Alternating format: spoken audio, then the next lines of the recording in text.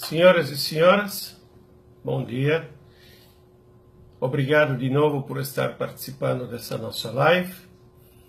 Meu nome é Leonardo Verea, eu sou médico, psiquiatra, especialista em medicina psicossomática e em hipnose clínica. O tema desta semana é sobre suicídio. O tema da semana que vem vai ser sobre suicídio emocional. Era um tema que era para ser os dois nessa semana, mas eu percebi que os dois assuntos são muito amplos, então dividimos. Você sabe que 32 pessoas morrem por dia no Brasil? Suicidas. 80% dessas pessoas são homens. 80% das tentativas de suicídio são de mulheres. Os homens se suicidam de forma mais brusca, bruta. Enforcamento, tiro, pulando embaixo do trem. E as mulheres tentam o suicídio de forma mais light, mais delicada, através de remédios, medicamentos. Nós temos na mídia, ultimamente, ouvido muito falar de suicídio por casos de pessoas famosas, a estilista, o chefe de cozinha. Tem 3 estudantes de um colégio de São Paulo que suicidaram em poucos dias de distância um do outro. O que está acontecendo? Qual é o grande problema? Então, eu tenho, como falei, todas essas lives são o resultado de situações de pacientes que aparecem no consultório. Então, estou divulgando para o público para poder entender melhor o que está acontecendo. Se vocês procurarem no Google como me matar, como dar fim à minha vida, em português, em inglês, em todas as línguas, vocês vão encontrar 570 milhões de respostas de como se matar. É muito importante tudo isto. É muito complexo. Porque, na verdade, vamos tentar descobrir aqui um pouquinho o que acontece, por que as pessoas estão tentando tanto se matar e o que nós podemos para ajudar essas pessoas a não se matar. Por que as pessoas estão tentando se matar? Antigamente, a taxa maior de suicídio era nos idosos. Hoje em dia, a taxa de suicídio dos jovens se aproxima a dos idosos. Então, o que está acontecendo? Por quê? Vamos falar um pouquinho sobre esses idosos. O que acontece com o idoso? Bom, primeiro, vivem situações de depressão, transtorno bipolar, esquizofrenia, Alzheimer, etc., que já por si só levam eles a viver um estado negativo, um estado totalmente prostrado. A partir daí existe a categoria dos idosos que sabem que têm uma doença incurável e não têm expectativas. A sensação de inutilidade, a sensação de impotência. Pessoas que eventualmente se sentem inúteis, porque não têm o que fazer, porque acham que ninguém quer mais eles, procura mais por eles, eles vivem sozinhos e vivem isolados. Ainda mais tem uma outra informação extremamente importante.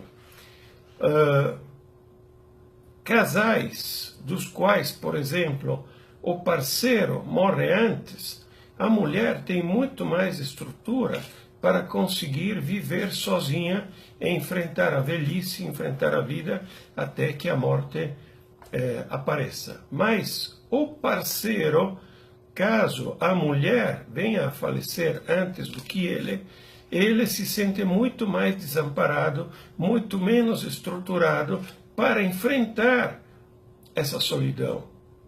E aí é fácil que ele tente, a um certo ponto, suicídio, se não tiver outras soluções alternativas ou outros recursos. Nos jovens, o que acontece nos jovens? Bom, a primeira coisa que é evidente, que aparece aqui todos os dias, a pessoa vive testando seus limites. Testando seus limites, às vezes de uma forma perigosa, se pendurando em paredes, subindo pelas pontes, enfim, etc. de exemplos. Mas vive testando os limites, porque isso faz parte da força da juventude.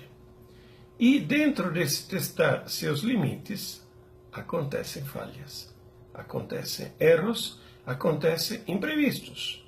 Assim como, por exemplo, no caso de pessoas que se utilizam de drogas, e de repente aparece uma droga que é refinada, que é limpa, que não é misturada, e o usuário usa aquela droga na mesma medida que usava antes, a outra.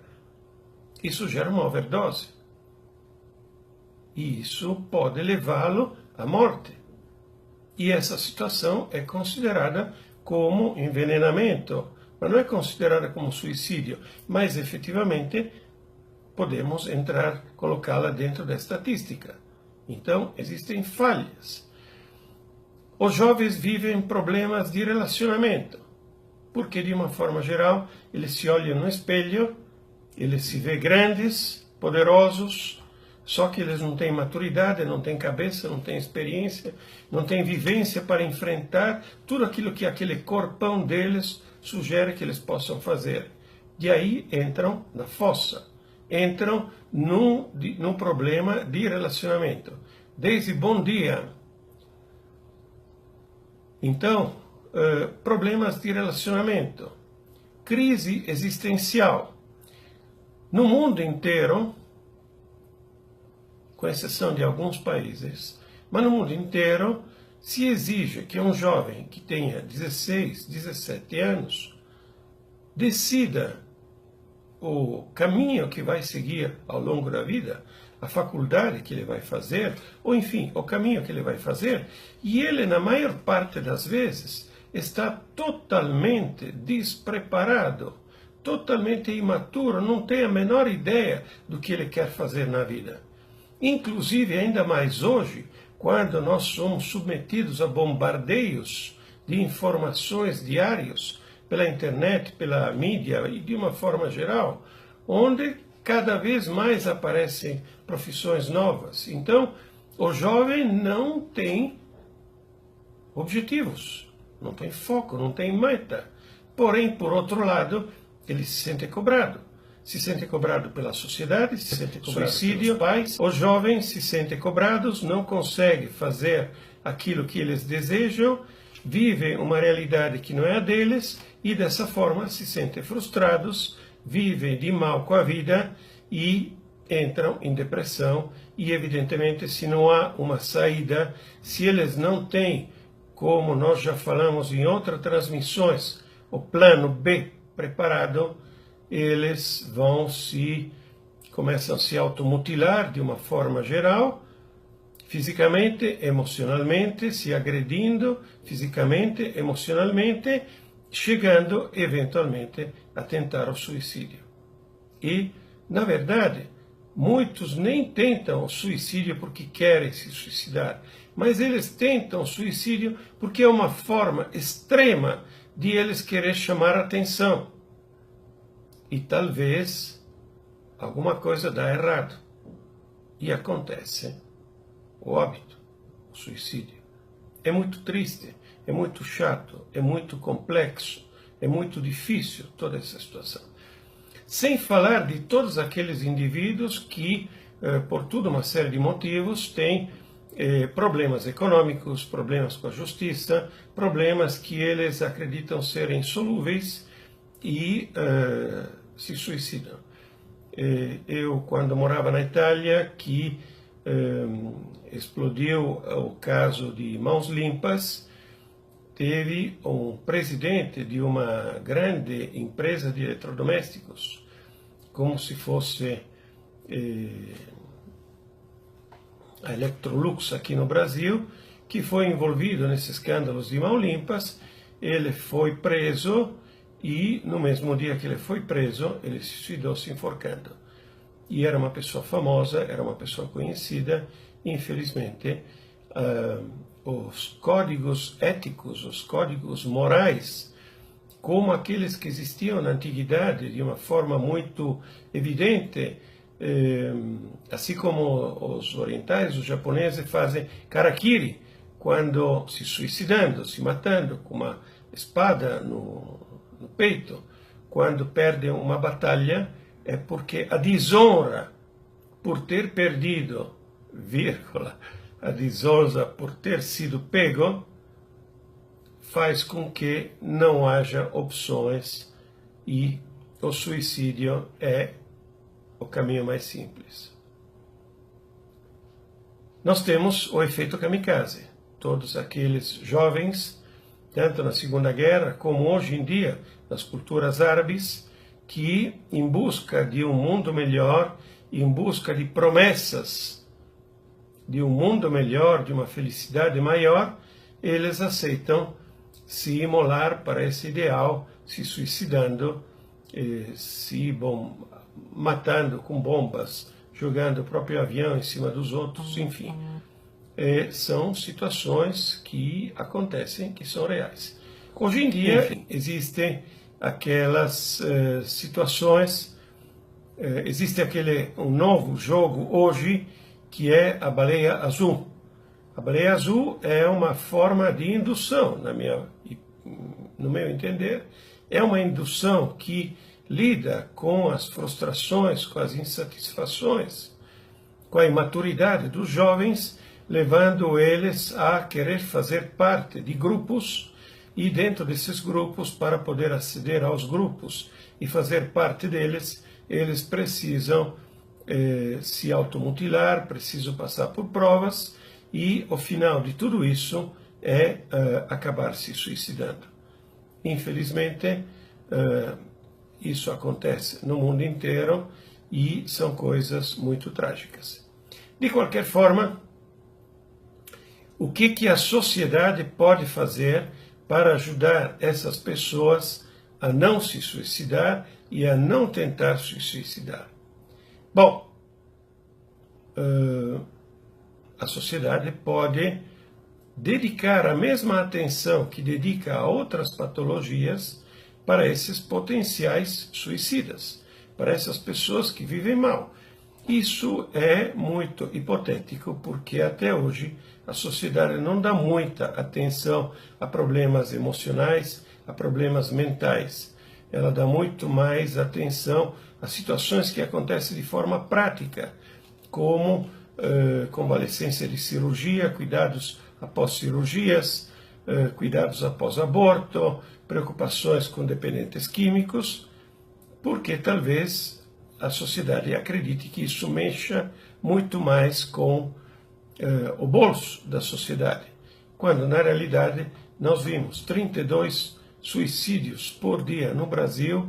São muitos suicídios e provavelmente são muito mais do que 32. De qualquer forma, a sociedade pode educar. Na minha opinião, é uma questão de educação desde o começo. E vocês percebem como a maior parte das pessoas potencialmente suicidas são pessoas insatisfeitas, são pessoas que têm problemas de ordem psiquiátrica, são pessoas que vivem mal com a vida, vivem mal com outros. Então, culturalmente, educacionalmente, pedagogicamente, tanto os pais têm que ajudar os filhos a se educar, a saber, a entender melhor sobre os valores da vida, como a escola. A escola, desde a criança, tem praticamente 1 ano, hoje em dia, com as mulheres que trabalham. Os tutores da escola, os professores da escola, têm toda a capacidade para ensinar esses jovens, essas crianças, a absorver aqueles valores fundamentais da vida, para que eles possam viver a vida de forma adequada, em equilíbrio, buscando foco, tendo objetivos, tendo metas, sem se deixar levar pelas cobranças da sociedade, ser educadas a viver dentro do próprio nível de tolerância, do próprio padrão de tolerância, sem querer exceder esse padrão de tolerância e sem querer exagerar nas suas atitudes e testar limites. Pode-se testar limites de uma forma muito mais saudável. Por outro lado, também, testar limites também querendo ser o melhor da escola e exigir tirar só nota máxima, 10, com louvor, e quando a pessoa tira 9, para quem tirava 6 a vida inteira, passando de ano, 9 é ótimo, mas para essas pessoas a exigência delas é justificativa de um mal-estar, de uma depressão, de um desânimo e, no fundo, de uma baixa autoestima. Então, nós educadores, nós pedagogos, temos a obrigação de ajudar os nossos jovens a se educar, a aprender cada vez melhor como fazer para viver bem, viver melhor e viver mais tranquilos. Senhores, peço desculpa pelos acidentes, vamos tentar editar esses vídeos para fazer um só. Agradeço a vocês a participação. Na semana que vem vamos falar sobre suicídio emocional, que é uma outra morte que também faz parte. Se tiver alguma vontade de entrar em contato comigo, pode ser pelo WhatsApp 99930 0230, pode ser escrevendo e-mail para verea@verea.com.br, pode ser ligando diretamente para a clínica 50 51 20 55. Agradeço de novo a participação de vocês, curtam essa live de hoje, divulguem para as pessoas que vocês conhecem, que podem estar interessadas, e precisando de qualquer coisa, estamos às ordens. Um grande abraço, uma boa semana a todos e até a semana que vem. Obrigado.